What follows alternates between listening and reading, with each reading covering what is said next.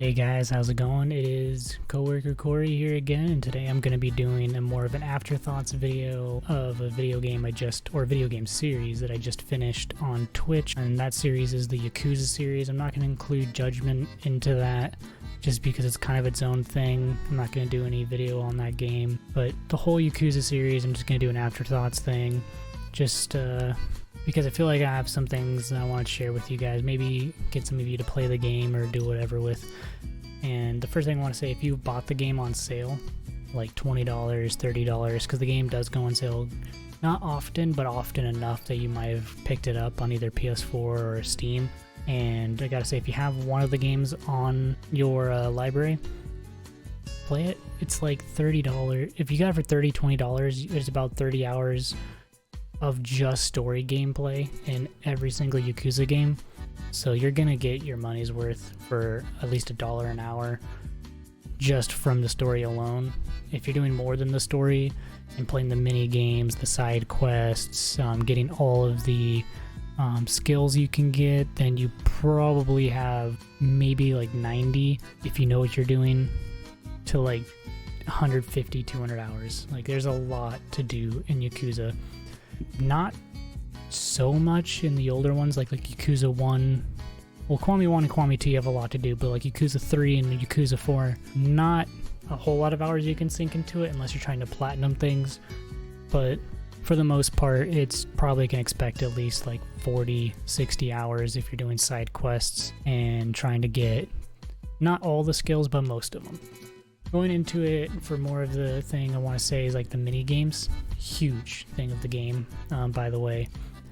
Just, I would say go crazy.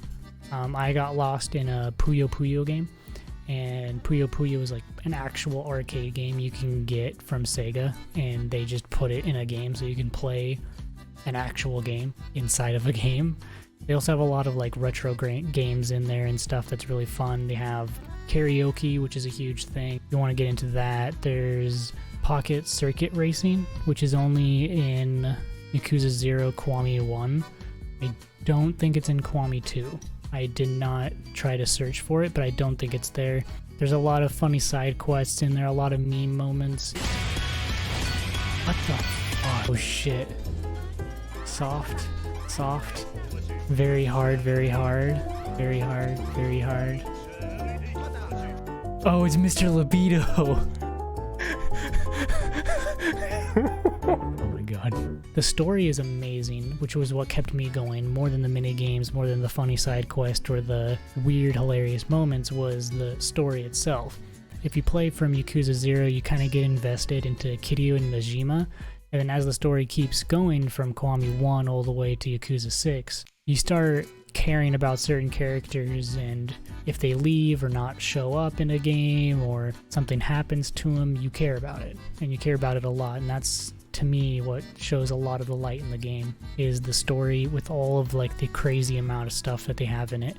The detail of the graphics, if you play the older ones, is insane, especially Kiwami 2 and Yakuza 6.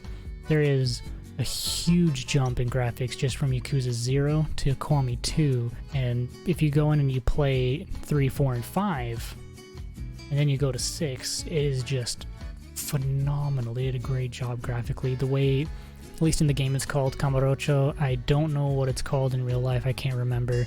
It's also a very weird name, but that city, they're like identical. I've had a couple people on stream that's visit the place and it's like, this is damn near perfect. And it's like, whew, all right. So you have an accurate city, they have a funny moments, they have a great story, lots of mini games. I don't see any reason why not to play the game. And in stream, I've complained a lot about the combat in there, and I think that's just because I played fighting games and a lot of like Dynasty Warriors, where the boss fights are a little bit on the hard difficulty because of just not their damage, but the way their balance is, and more of like Dynasty Warriors or fighting games is just kind of like how well you can either block, dodge, and outpower them. And in Yakuza, there's some moments where you can't dodge their attack, you can't grab them, and you can't outpower them really. They will do a ton of damage to you and they will not stop. You can try to block it, they'll go through it. You can try to grab them, you can't be grabbed, all kinds of stuff. But that isn't really too much of an issue to really harm you in the game, except for Yakuza 3. But by the time, if you go in chronological order of the story, by the time you get to Yakuza 3, you'll be so invested you'll just want to blaze through 3 just to get the story and then go to 4. That being said, 4 is the weakest in the story for me, so I wouldn't say you could skip it, but you're not missing a lot if you did. Besides the introduction to a couple of characters, as well as some happenings to a character that affect Kiryu. 5 is things when it gets serious, and 6 is kind of the conclusion. And I really like the way 6 ended. I think they did a great job with it. I think they did the balance perfect in 6. I also think the next best game combat-wise would be Kiwami 2, and best story would be in 0, for obvious reasons if you guys have seen the gameplay of it. Anyways, this video is kind of short. I kind of wanted to keep it short and just kind of do some afterthoughts, a little bit of explaining, nothing too interesting maybe to some of you who have not seen my streams, but those who have may find this video enjoyable. If you are new, hit that subscribe button below. If you haven't watched me on Twitch, go ahead and follow me on Twitch, link will also be below. And leave a like, and I'll see you guys on the next video.